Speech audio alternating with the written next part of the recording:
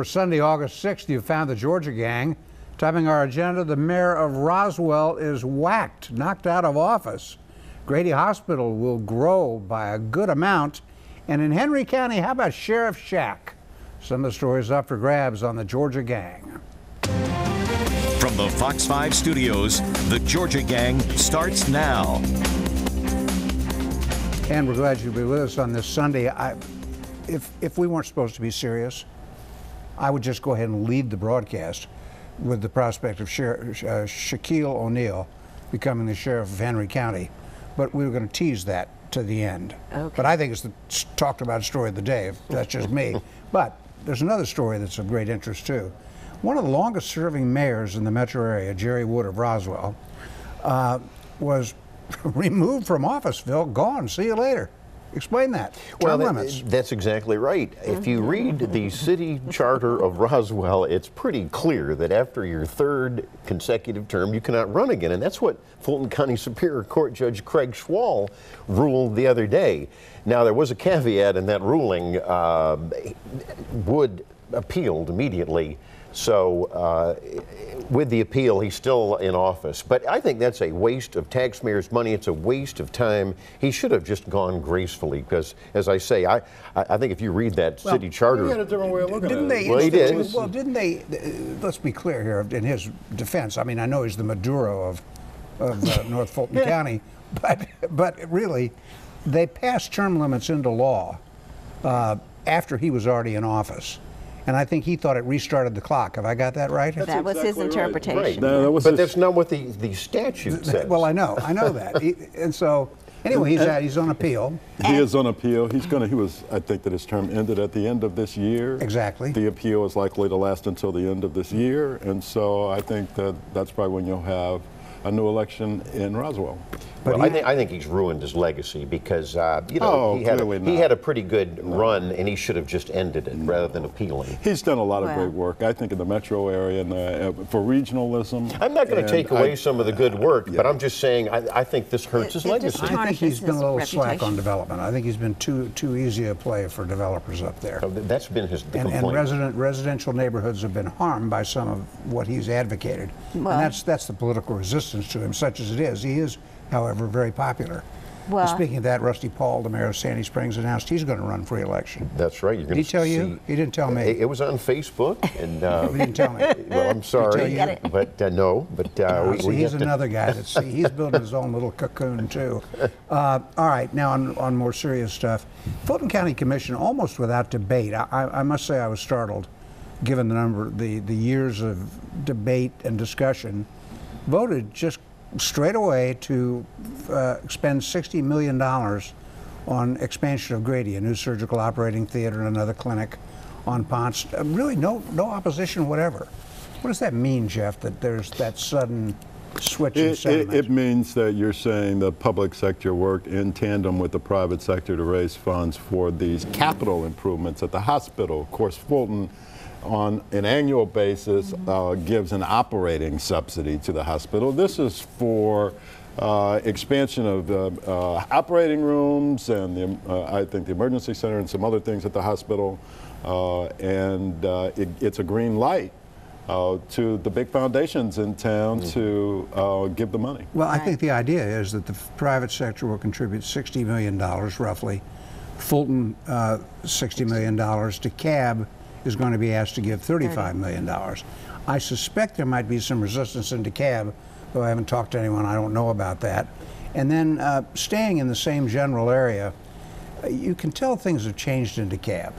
Michael Thurman, instead of railing about the proposed annexation of Emory and the CDC into the city of Atlanta, has kind of laid out a thoughtful 11-page letter written by the county attorney and Michael Thurman, saying, here are the things we need to discuss if you're going to do something this big. He said, I'm not objecting to it. I don't want to stop it. He doesn't want to stop it. Right. This is what's got to be discussed. And They're very reasonable. right on. They're very reasonable items in there. I mean, there are some zoning differences between City of Atlanta and DeKalb that need to be addressed, and I don't think sewer that there's issues, and some sewer Well, and issues. I don't think the that tax there's base issue we've talked about too. but I don't think that there's anything in it that would stop it. The state statute calls for arbitration and impaling a panel of arbitrators in an event like this if a county objects, and so they'll be able to work through some of these issues. Right. Well, It's kind of last minute. You know, we talked about in a previous broadcast where was Well- where Well, was all because the the questioning? I think the letter initially came on July 20 from the city informing the county that Right, the 'cause city they- council was considering the annexation petition, and so that's what it They was. had And then they to have amended time. it on the Well, 30th, so it really and isn't. plus, It's pretty it's not- timely. Yeah, I was going to say, and Emory didn't sign the petition until June, so it's been moving. Well, you know, it's going to be fairly cut and dried, Alexis, unless and until the neighborhoods around Emory and the CDC, such as Druid Hills, remember they were talking about seeking an annexation into the city of Atlanta. Then you've got the schools involved, and then you have a whole different kettle of fish. Right. And we'll see if that happens. That has not happened yet. And on the city side, there is some opposition growing to annexing the big 700-acre tract, and it comes from sort of different places. You've got Kathy Woolard, former city council president. She's making the point that I've been trying to make. You're taking all this in, but they're all nonprofits. They don't pay taxes. Who pays for the services? And Vincent Ford has reiterated he's opposed to bringing the MARTA line out there because the people didn't vote on that. I think he makes a good point. Well, you know, obviously that's the impetus for the annexation is getting some transit out there and having the funding for the transit, which the city taxpayers voted for a year ago. They voted for transit, but they didn't vote on this line. They didn't vote on that line. And you're talking about the Clifton Road line, Right. Right. which is very popular. But you know, I do think there should be a vote. Well, You mean a vote of the citizenry? Yeah. In Atlanta and DeKalb? Yes. Well, I just On, like on this. the, I'd no, like- you're not talking about on the annexation. You're talking about No, on I'm talking transit. about On on the the transit. Right. oh, on the piece, transit. on the transit, not on the piece. So annexation. it startled me. Okay. right, and I think that isn't DeKalb going to look at a transit vote at some point? Did they They're going to look at what? at voting on transit? Well, they're going to, the commission's got to decide whether to put on the ballot in November Right. another 1 cent sales tax that would be for transit and road And improvements. roads. Well, actually road, not transit. Right. Road improvements. Right. Because, you know, the Democrats in DeKalb have allowed 400 miles of road to go unpaved. That's Well, their backlog. it's because of the road Republicans in maintenance. DeKalb now don't they're wanna gonna- pay instead of paying taxes. for it out of the budget, so instead of paying for it out of the operating budget like the new cities do, DeKalb's going to raise the sales tax by 1 cent to pay for what it should have paid for the last 25 years. That's a heck of a deal, isn't it? Well, Wow. for the last 25 years, DeKalb residents have been paying for MARTA in a way that others have not. So Cobb, Gwinnett, and others who passed on MARTA but been the beneficiaries of MARTA have been able to build out their infrastructure and roads. I'm just talking But about to your maintenance. point, I'm talking about to your maintenance. point, they could have taken the model of the new cities. Well, yeah, and I mean, Well, that's don't you easy to budget say for when- road paving? Right. That's right. New cities start with Potholes, a don't blank you budget slate for and that? no budget, no deficit. Now, so one no last item from obligations. DeKalb. We've mentioned this, that the new school superintendent, Steve Green, is doing all this big promotion and happy stuff to say that it's what a great system it is. We got some price tags now. Friday, they had a rally out in Gwinnett County. That's interesting, isn't it? The DeKalb school system, all the employees were taken out to Gwinnett County for a rally at the Infinity Arena. And that one cost 100 grand. The initial cost was 50 grand, but the rally cost 100 grand. And I got a price tag, courtesy of the champion, on those 7 billboards that are up to promote the DeKalb County schools, 50 grand. What a waste of money. It is a waste of money. Absolute There's no waste doubt. of money. I'm not so sure that it's a waste of money if it was done in the right way. I don't think that it was done in the right way. I think that you can get those billboards up there with some actual students on them, and as an probably get them enticement and sponsored, too. encouragement for students to get on a billboard in DeKalb County. It's $50,000 out of $1 billion budget. Give me a break. They ought to be able to market themselves Oh, if but they they're want always to, complaining but about they it. ought to do it in the right way, But from Phil, a, and right, they're not. From a PR aspect, though, you and I could perhaps give several schools of thought. Their billboards may not be the best vehicle. How about a billboard right there at I-85 that says, it's factual, DeKalb County, has the most failing schools in the state of Georgia. If you had some third graders that up is there, not some a sixth tracking graders up there, billboard. you had some Come folks on. who are gotta get successful out. as a result of the school district, I think it could be very useful. Well, I and do it could agree. be, and it could encourage Okay, other so students put the to third also- graders up. DeKalb has the most failing schools in the state of Georgia. All right, we got to get out. When we come back, Georgia Power's got some decisions to make about its nuclear plans over near Augusta. We'll be right back with that. Have a question or comment for the Georgia Gang? Visit their website at fox5atlanta.com. It's an ongoing discussion what happens to the nuclear plants, two of them under construction near Augusta, Plant Vogtle. And Georgia Power, Phil, as I said at the outset, has got some decisions to make about that, and forced in part by the decision by SCANA and South Carolina to abandon two potential nuclear reactors on their side. Well, that's part of the puzzle, but it all goes back to what happened with the bankruptcy of Westinghouse, which is the prime on-site contractor, and then, of course, the parent company, Toshiba, was teetering. Now, there's some good, the bad news is the delay in the cost overruns, and I know we're going to be talking about that, but I will say that on the earnings call, Tom Fanning, the CEO of Southern Company, says it looks like we can still go ahead. It's going to be seamless. The workers are still working.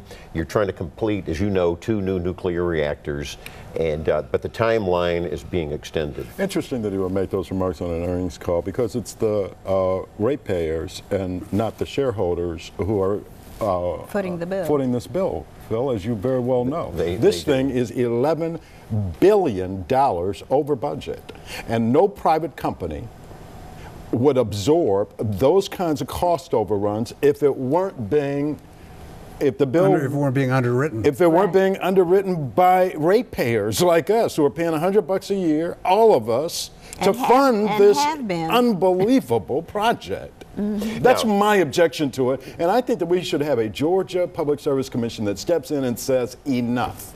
Enough gouging of taxpayers over a project that we really, there's no end to, what end to it is there? It's 3 years, if I'm not mistaken, it's 3 years past the time that it was supposed to be done. finished. At Right. least, as Now, I've lost track. now, And $11 billion over budget. Again, as you know, it's crazy. The contractor, several contractors had the project fall behind. And when you get a call one day, Jeff, and say, and if it's your main contractor, and say, hey, wait a minute, there's bankruptcy going on, that's Southern was blindsided by that. know, But the Georgia Public Service Commission, to your point, would have to make a final decision. Can you imagine the shareholder suits that would be going on if this wasn't underwritten Well, sure. by ratepayers? And yet, the Public Service Commission, politically, its members all seem to be pretty safe. There doesn't seem to be any real. Let's talk about some issues that, you know, it's funny how the rhythms are. As you head toward fall and football, you begin to realize that the General Assembly is coming back to town, and that there are ideas aplenty that are going to be discussed. And for example, the Senate Transit Committee met this week, and Brandon Beach from Alpharetta raised again the idea of a multimodal terminal downtown in the Railroad Gulch. I thought that thing had been buried and That a coffin had been cross sealed. driven through the. Well, he made the point, which made the headlines, that, you know, he cited Union Station in Washington, D.C., and he said, as a major transportation hub, why can't we have a Union Station here in Atlanta? And, you know, parallel to this, if you're watching, again, the movements that don't get much publicity, there was a House Commission on Transit, and they are doing studies and coming out with plans, and I think we've all agreed that at least under the Perdue gubernatorial administration, we didn't do much with transit. We're finally, I think, getting the right set of studies and the right proposals where, and this could be bipartisan, I don't know, maybe I'm being optimistic. No. Well, I think that agree. you're right, and it's great to see members of the legislature take this on. They haven't Georgia being the only state They that haven't does not cozied up to MARTA contribute very to much, transit. exactly right, in Right. the past, and now they're talking about doing so. But Brandon Beach has been so solid, so consistent on this issue. He's to be commended. And of course, we've got the factor of what, 1 million new people in just the last decade in Metro Atlanta. Well, and an estimated 5 or 6 million still to come in the next decade. Isn't that the idea? That's amazing. Yeah. So Yeah, it's, so- it's better late than never. Well, and Alexis, I think another big change is that the traffic has moved north. Right. So Well, formerly what we would have called rural legislators are now changing their tune. They're saying we're going to have some help here. And that's good, right? Look, Well, isn't the chairman of that House group from Dahlonega? Well, Steve Gooch? yes, he's from up north, that's right. And also, you know, I think that, and it goes back to the Roy Barnes gubernatorial administration, I think he had a flawed Northern Arc plan, but I think a lot of folks in both parties wish there was a Northern Arc transportation route now. Yeah, if that had been done honestly and in a straightforward way, it would have relieved. What do you mean? It was, well, don't was you remember all those what- Barnes supporters? There was a lot of who bought up cronyism. land? Business Chronicle reported that over and over. All the people who The inflated Democrats put that down the memory hole. But I'm just Oh. saying that doesn't have anything to do with the plan itself. It was No, the not plan a itself was dishonest. good, and the road was needed. That's the shame of it. That's my We just point. said it was flawed. That the way it was done was flawed, criminally flawed in some instances, I think. I don't know about No. that, but it was flawed. Close to criminal. Well. All right, well, we're not going to have time to talk about Medicaid waivers and that other stuff, but again, we're starting to get ready for winter when the real action is. When we do come back, we're going to talk about politics, we're going to talk about Shaq O'Neal, and we're going to talk about immigration, positive immigration news. Stay with us. Have a question or comment for the Georgia Gang? Visit their website at fox5atlanta.com. So it could be in the future when you're talking to your small children that you could explain that the sheriff of Clayton County, Victor Hill, his nickname is Walkin' Small, Victor Hill is about this big. Oh, no. But you might look just south of that to Henry County, where the sheriff could be the legendary basketball player Shaquille O'Neal, and you could say to your children, he is this big, because he's really big. Jeff, you said you bumped into him. Thank goodness I didn't literally bump into him. I'd be sitting here. Anyway, he was at a fundraiser for actually the Newark mayor that was hosted by Mayor Reed early last week. And just the size of this guy is amazing. He's really a giant, and so just by virtue of being the biggest person in Henry County, Roughly he probably 7'2". deserves to be the No, sheriff. I think you will 400 admit. I think you'll admit he has no law enforcement experience. He doesn't, whatsoever. he doesn't need any. Just by virtue of being the biggest person. Alexis, what does he need? He's been a volunteer All he deputy. has to do is just stand up and show up, and nobody's going to mess Amen. with him. And Can say, you imagine? Yes, sir. That's right. he gives all new meaning to that phrase, there's a new sheriff in town. That's right. Now, is he a Democrat or a Republican? The long interview he gave to someone, a radio interview that I read, you couldn't tell. But he wants to build bridges between the police and the community. He's really upset about that. And he's always respected law enforcement. He's got a couple of uncles who are policemen. And he's been a volunteer deputy sheriff in, I think, Florida and his native Louisiana. I think I've got that right. Anyway, Shaquille O'Neal for sheriff. He's a likable guy. The guy is so likable. He is. He'd be a great candidate. I think it's fun. But on a more serious note, immigration. Senator David Perdue was front and center at the White House this week with President Trump and Senator Tom Cotton of Arkansas presenting a new plan to cut in half the number of legal immigrants. Let's not get confused here.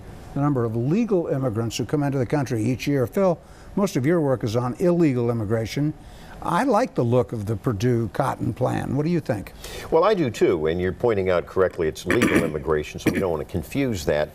It would cut the million people that come in, a very overly generous million people come in every year legally. It would cut that back to levels that we saw maybe 7, 8, 9 years ago. And the point is to protect the American worker.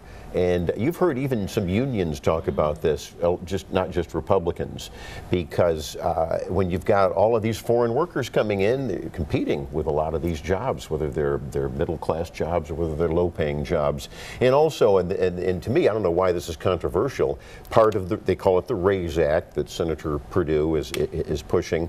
Part of it is you have to have skills if you're coming in now. There's a point system, and you get more points if you're proficient in English. And I say that's great, because what's English? That's the money that we have immigrants that can come in and do the American dream. And they can assimilate better. Alexis, what did you think about the CNN correspondent who went nuts in the White House briefing room over this and accused the administration of only wanting English-speaking immigrants from Australia and England? Well, I initially was struck by the elite racial impact and tone of the new legislation. So I'm just not Really? What racial tone? We're admitting everyone, regardless well, it's of moving color, if they're skilled. from what do they call it? From family to merit. What is Yes. that? Well, they want to why- end chain immigration. And you only want rich people who are already successful. How is that racial in terms of trying to get skilled workers in various fields? Well, because you have more colored people all over the world than you do who don't speak English, who don't have advanced degrees, but who have intelligence. That actually is not true. English is the official language of many countries in Africa and in I'm at the third Caribbean. world. They all speak English. Yeah. How about Africa? Well, I'm just saying, why would you make that a rule? Why would you do that? Because you might exclude people that Because you to need have, to have a green card, you have to speak English. That's already the law, and they're reinforcing that with this reform. What, the reform so that you exclude considerations for family members? It's cutting back, as Dick was pointing out, chain migration, which is out of control. I mean, you can bring your third uncle in under this crazy rule now. It makes no sense. We don't need it.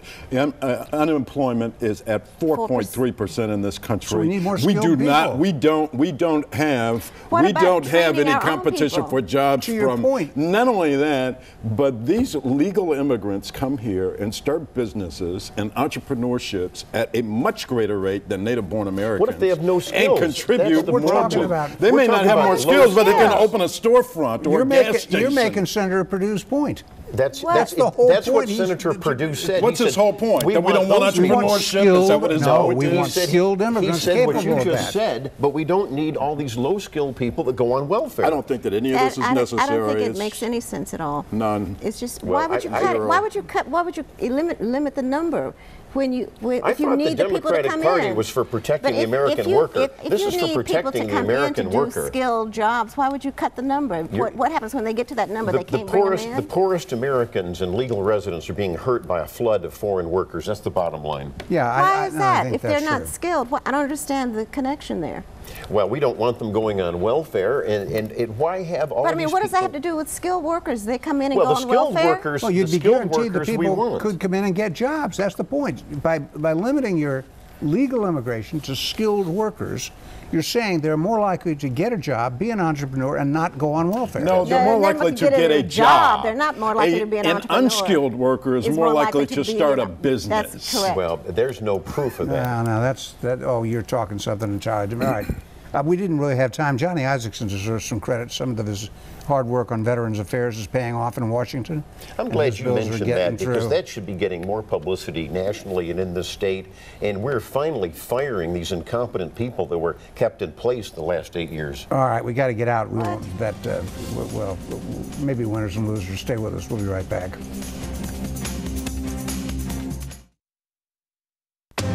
Time now for the week's winners and losers.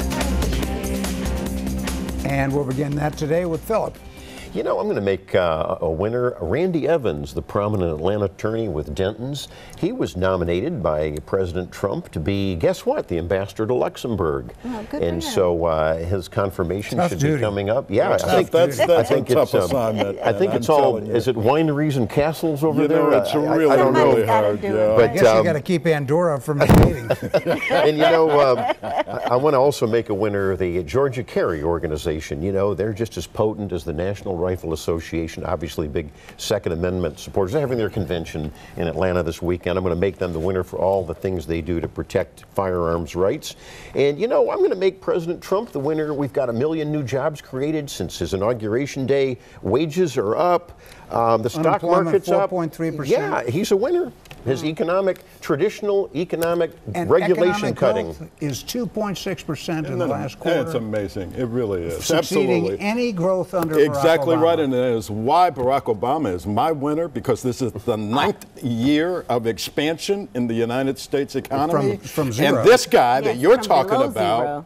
has been in office for what, 6 months? Right. And you think that he's responsible for all of this? No, this is 9 years of steady growth, and we know who started it. We know who made it happen. And I'm sorry, We but know who restrained it the below current- 3% the for 8 current- years. the No. Kept current- it at 1%. He Please. was the new normal. the current Without idiot doubt. in charge has nothing to do with it. Nothing at all. But no, I'm not done. You better get I'm not Alexis done. in. Wait, You we better got to get to Mooch. He lost his job. Mooch. I'm sorry, I made him a loser and called him a thug last week. Republican. I'm so sorry. Now he's out of a job. Poor guy. Robert Mueller impanels a grand jury, which says that there may be some criminal activity going on here in Washington. How about that? But and Christopher Wray. Let's mention Christopher Wray again. Took all your time. Go fast. Yeah. Okay. Speaking of tall people, my good friend Joe Barry Carroll has a new book out. It's called Black American Voices, and it's based on an African art collection by one of his old Purdue professors. So it's a beautiful collection, and people should check it out. Also, I want to congratulate Mary Moore. She's opening a new Cook's Warehouse next week up on Perimeter, and that's her third experiential cooking house. And congratulations to Linda Klein. She's the outgoing president of the American Bar Association. And, all right. Okay. We're out of time here. John Scherholz, the Braves' great leader, into the Baseball Hall of Fame. We missed that last week. Congratulations to him. And the tally in Chicago as of last week, we're only in August. 400 murders, 400 people dead, 700 people shot. Democrats. We'll see you next week on the Georgia Gang. People who were shot were Democrats. The opinions expressed in this broadcast are those of the panelists appearing in this program.